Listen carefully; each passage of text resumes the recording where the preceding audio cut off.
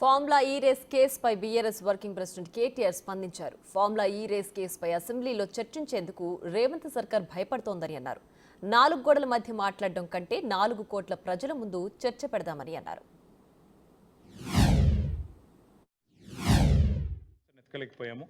కాబట్టి ఇది 3 ఆగస్ట్ అని చెప్పి నెక్స్ట్ ఇయర్ మీరు గనక నెక్స్ట్ ఇయర్ క్యాలెండర్లో మీరు ఉండాలనుకుంటే ఆయన చెప్పింది ఏమంటే 16 ఆగస్ట్ లోపల మీరు దయచేసి మాకు చెప్పండి మీకు కావాలా వద్దా అని చెప్పి వారు ఇవన్నీ కూడా కాపీస్ మీకు ఇస్తాను. నా దగ్గర ఇలా దాచడానికి ఏం లేదు, మీకు అన్ని కాపీస్ ఇస్తాను, దయచేసి మీరు చూసుకోండి.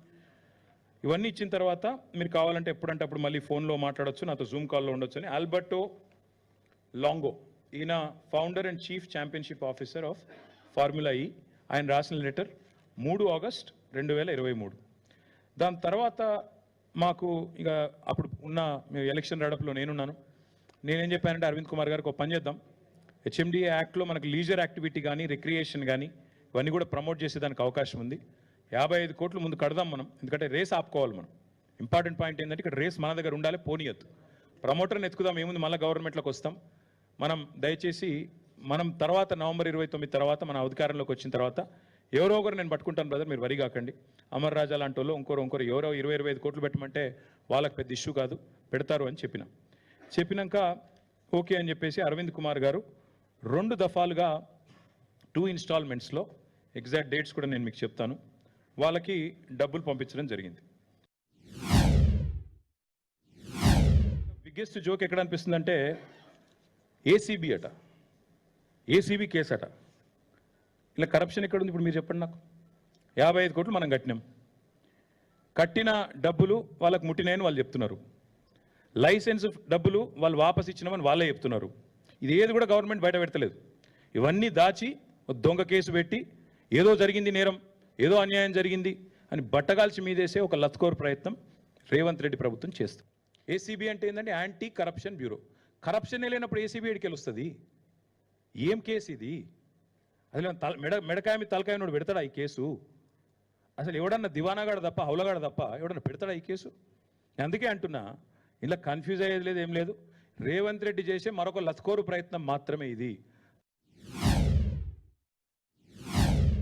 ఈ లీకు వీరులు, ఒకప్పుడు గ్రీకు వీరుడు అని పాట ఉండేది, అట్లా ఇప్పుడు రేవంత్ రెడ్డి అంటే ఆయన లీకు వీరుడు. సీదా అసెంబ్లీలో మాట్లాడదాం రారాబాయ్ అంటే రాడు. ఒక మంత్రికి దమ్ము లేదు, దద్దమ్మలంతా మాట్లాడమని రేపు ముందుగా అసెంబ్లీ పెట్టమను. ఇప్పుడు నేను చెప్పింది తప్పు అయితే రేపు అసెంబ్లీలో చర్చ పెట్టమను. అంతపాటి సిపాయిలు అయితే నిజంగానే నేను చెప్పింది తప్పు అయితే రేపు అసెంబ్లీ ఉంది కదా పెట్టమను, అసెంబ్లీలో చర్చ పెట్టమను.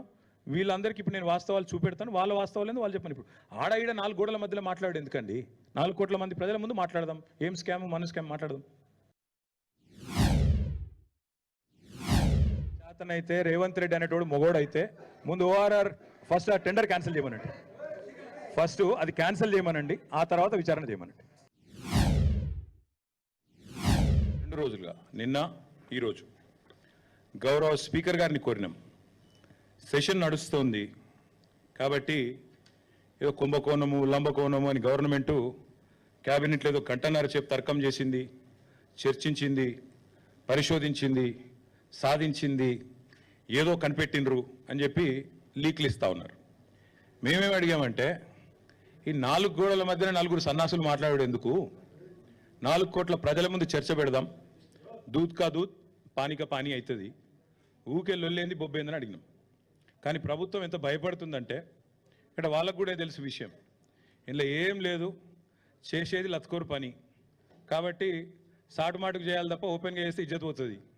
అందుకే తప్పించుకోలేక, మింగలేక, కక్కలేక ఓపెన్గా ఇలానే అసెంబ్లీలో కూడా అడిగినాం, పెట్టు దమ్ముంటే చర్చ పెట్టు అసెంబ్లీలోని స్పీకర్ గారిని అడిగినా, చర్చకు రారు.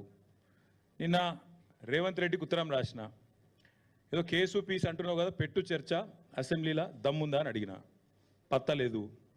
రేపో లేకపోతే ఎల్లుండో ఆయనతో అసెంబ్లీ ఏదో నడిపించినట్టు చేసి తూతూ మంత్రంగా మైకులు వలిగేటట్టేదో సేమ్ సోది ఉపన్యాసాలు చెప్పి అవతల పడతారు తప్ప ఈ విషయం మీద చర్చించే దమ్ము ప్రభుత్వానికి లేదు.